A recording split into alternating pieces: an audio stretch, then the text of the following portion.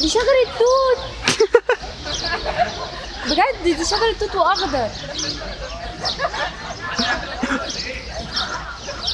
انت بتصور صح؟ ايه ده ايه ده؟ مش لاقي ولا كلمة تعبر عن المفروض يحصل بصراحة يعني، بس هي صح. سحر دي مامتي يا جماعة، تمام.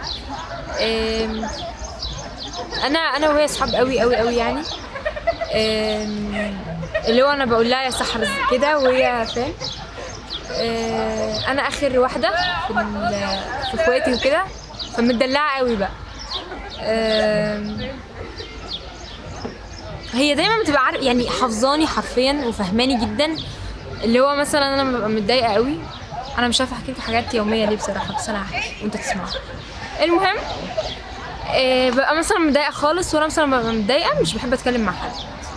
فبعدين هي بتيجي تقعد ترخم عليا وليه، وممكن تفضل متضايقه لحد ما انا افك الحداد بتاع الاكتئاب بتاعي، تفكوا بقى معايا وهي يلا بقى هنعمل ايه النهارده. بس هي ماما كل حاجه حرفيا يعني، كل حاجه. مهما انا مثلا قعدت التلات اسابيع بتوع الاجازه دول، قعدت يعني حرفيا شكل كل يوم، بس اول يوم رحت السكن فيه عييت اصلا في التليفون وحشتيني ومش عارف ايه يعني. عارف انت توم اند جيري، بس بنعشق بعض بصراحه.